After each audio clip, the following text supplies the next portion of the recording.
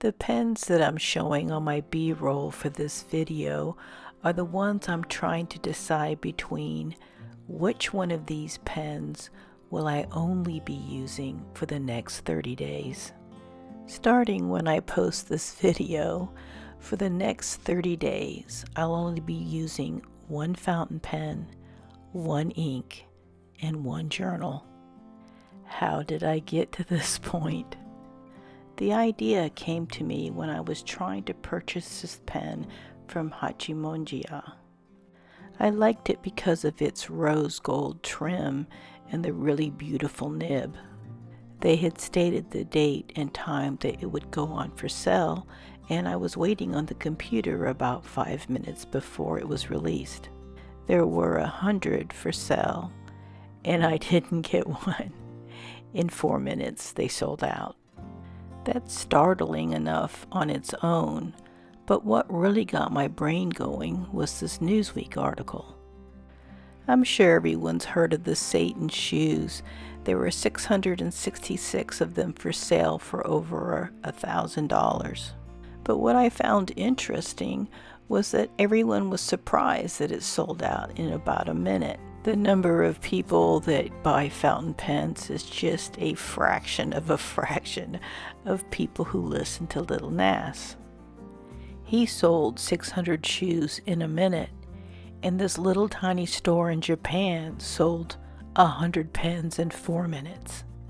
They ended up selling some more pens later, but I really had to stop and think about how hard did I want to scrabble for these pens. Back to the tennis shoes. In this BBC News video, they were asking different people why they bought those Satan sneakers. And of course, one of the reasons was resale value. They could sell it for much more than how much they paid for it. But I wasn't planning on reselling that pen. I always have that option to think about selling a pen if I don't like it or it doesn't fit me or I get tired of it, but I don't buy pens specifically for resale value or to resell it. And of course, all this navel gazing sent me back down the rabbit hole of, why do I have so many pens? Why do I have so many inks? Why do I have so many different kinds of paper? But first off, I want to make sure you know that I'm not pointing the finger at fountain pens or people who collect fountain pens as if they are frivolous or something. We all need to recognize that even say like the very clothes that you're wearing, if it does anything more than just simply protect you from the elements, it's discretionary spending. So I don't at all accept the argument that I waste my money when I buy fountain pens. But I also don't want my whole world to hinge upon whether or not I get a particular fountain pen. But I found that I now felt like I wanted to get down to basics of a fountain pen. I wanted to cleanse my palette and use a generic pen and get down to why I use a fountain pen. I kind of have that personality like many of you where I kind of go off the deep end. For reasons both spiritual and health-wise, I've fasted quite often, and the longest fast I've gone on has been for 7 days. And the most important thing that came out of that was I really loved the way coffee tasted again. I'm not advocating, nor do I want to do lifetime pen minimalism, but if you want to, that's great. But I'm not going to. It's just going to be for 30 days. And I'm hoping that I'll have cleansed my palette and really enjoy other pens once I'm done with my 30 days, like a big cup of coffee. So to get organized for this, I cleared off all the unnecessary items off my desk. And since I can only use one ink, there's no need for me to have my ink testing station thing there with all my glass pens. Which meant I also had to clear off all the different boxes of inks I had lying around and put them away. And since I could only use one pen, I figured it'd be a good time to take all my inked up pens, clean them out, and put them away. But then I thought about it and was like, hey, this is all one big experiment. So I thought I'd just leave them inked up for a month and not be used and see which one of these pens dry out. I didn't think I was doing too bad. It looked like I had about 16 pens inked up, which is pretty good. But I forgot that my next video, which was supposed to be last week's video, was about the Pilot Parallel, and I had a bunch more pens inked up. I'm gonna have to take these cups off my desk too. Deciding which ink I would use was actually pretty easy. I just needed to refill the bottle.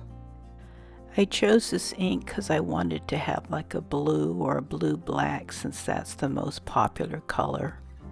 Many reviewers use this as their standard baseline ink to test out pens. I believe Chris Rapp 52 uses this for his pen reviews. Since I was only allowed one ink, I wanted to make sure I had plenty of it. And I got this 350 milliliter bottle of ink on sale for $11. Though right now it's looking a little bit like bubble bath. And I also chose this ink because it's readily available to just about anybody.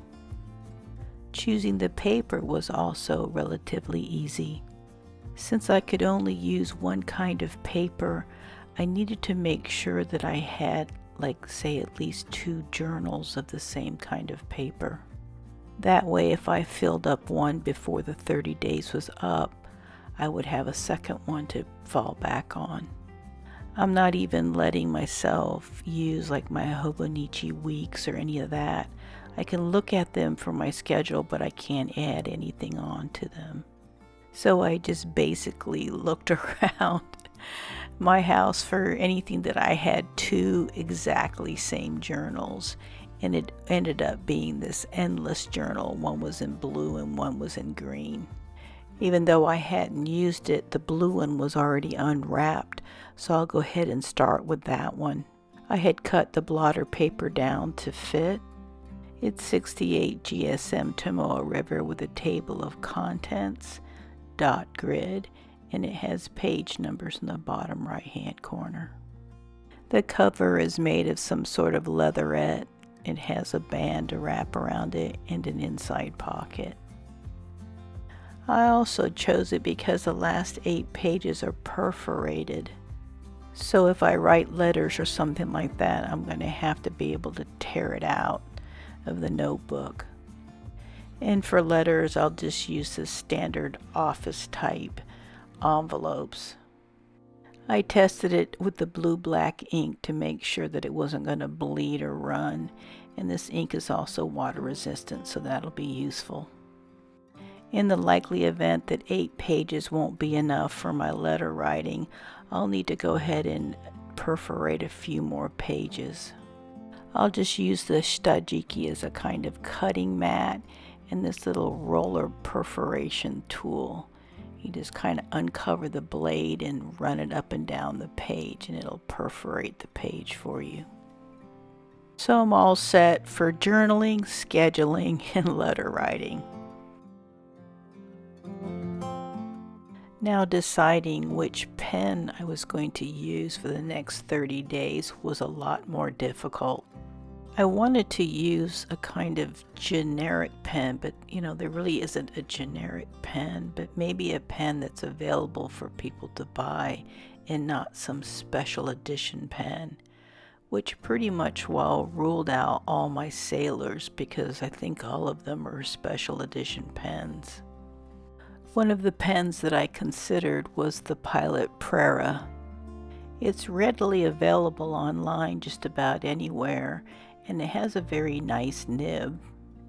But I ruled it out pretty early on because for many people this length is a little bit too short for them. It posts, and it posts very well balanced, but still I felt like that kind of ruled this pen out. Another readily available pen online is the Custom Heritage 92. It's a 14 karat gold nib. Mine's a fine point. And then it's also a piston filler, which makes it handy since I'll only be using one ink. The TWSBI 580 is a popular pen, and this one has a 1.1 stub nib, and again it's a piston filler, which is handy since I won't be changing out inks much. The TWSBI 580 has a 1.1 stub nib. I thought this might come in handy because as a relaxation kind of thing I do is I listen to books on tape and then choose a word or a phrase from that story as I'm listening and practice flex writing or a little bit of italic, or right now I'm learning a little bit of Gothic. But even though I could adapt the 1.1 stub to maybe a little bit of italic or something, I'd kind of be stuck with that nib for the rest of the time, and I'm not sure that's a nib I could use all day long. It's a little bit too wide for my normal size writing.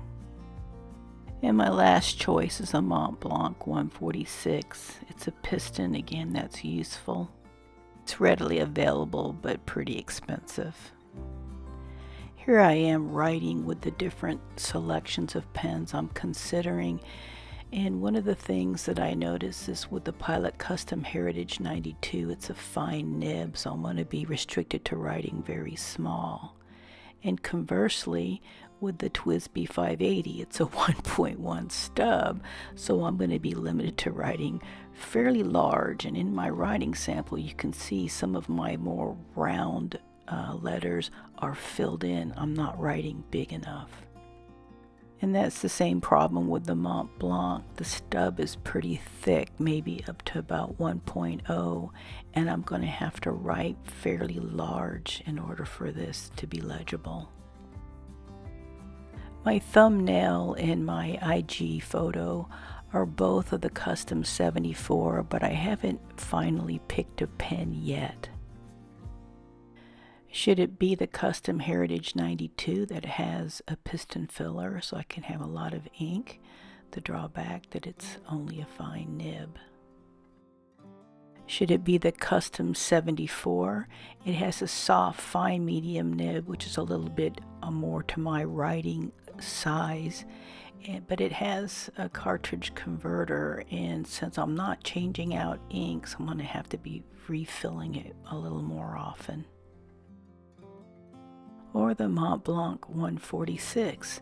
It's a piston, so that's great, but then it has a larger nib and I'm going to have to write larger. Or the TWSBI 580, again a piston, so it's great, but it has a 1.1 nib. I'll have to write unusually large for me. I know my choices are weighted toward Pilot, but all my Sailors and Platinums are like special edition, which should tell you something about Pilot, that they sell a lot of generic type pens. I'll be starting my 30 days tomorrow, but I've already started my moratorium on using anything new or anything else, and also ordering anything new. So I'm missing out on a couple of things that have showed up at my house, but I haven't taken them out to play with them yet. And the temptation is real, especially with new stuff that's coming out now. And I'm hyperventilating because Platinum came out with these and I can't order them. But luckily I went ahead and pre-ordered this before I started this video, and it won't come in until after the end of my 30 days. That's one of the reasons I had to change around the order of my videos. So let me know in the comments which pen you think I should use in the next 30 days. The TWSBI 580, the Mont Blanc 146, the Custom 74, or the Custom Heritage 92. Check back in a month to see what pen I chose and how I fared on this 30 days. A little trip of mine. I've already filmed my next few videos about Pilot parallel hacks, a stationery store, another pen review, and especially a little interview on the lady behind Bokumondo Urushi pens. And for administrative stuff, Ms. No Last Name on Instagram, you won the little stationery kit from last week's video.